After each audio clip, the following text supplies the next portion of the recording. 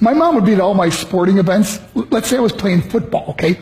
My mother would be on the sidelines, and if the play on the field started going one way, my mother would run along like, Mark, get him, get him! I'd be like, oh my gosh. I'd get in the huddle with the other guys. They go, Mark, is that your mother? I go, no, I never saw her before in my life. See, the greatest gift my mother ever gave me, she believed in me. I have overdosed on drugs on 3 occasions where I should have been dead. But I believe I was kept here for a reason. You show me your friends, I will show you your future. How do I know this? I hung out with losers, and I became the biggest loser of them all because I gave up everything I dreamt about as a little boy because of who I chose to surround myself with. My friends would drive me home at 2, 3, 4 in the morning. We'd be drunk and high, laughing in the car.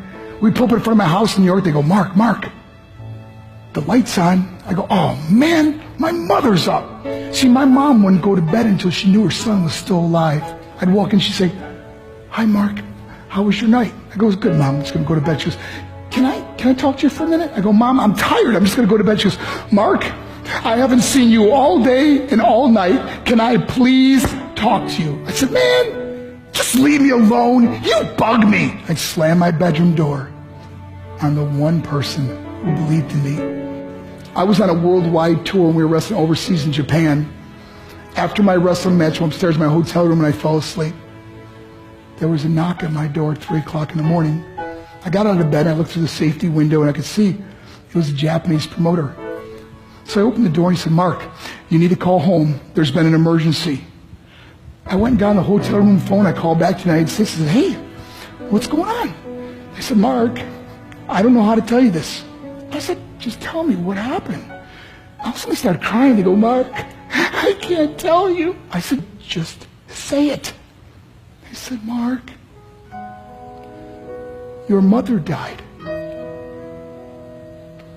I just threw the phone down. I ran out of my hotel room. I took the elevator to the lobby. When the doors opened up, I just ran out into the street. I mean, there was no cars, there was no people. It was 3 o'clock in the morning. And I walked down the middle of a street in Hiroshima, Japan. And I remember looking up and just saying, Mom, I am so sorry. I flew home for her funeral. And I was so nervous to walk up to her casket, so I just stood way in the back. And I kept looking from a distance. I kept thinking to myself, Mom, please wake up. Please get up. And then I finally got the nerve to walk up to her. And as I got closer, I could see my mom for the first time. I mean, she was so beautiful. She was dressed in white. I mean, she looked like an angel. And I just stood over her and I said, Mom, you are my hero. Everything I am, everything I hope to be was because of you. You loved me so much. You gave me a life. You're the only one that ever believed in me.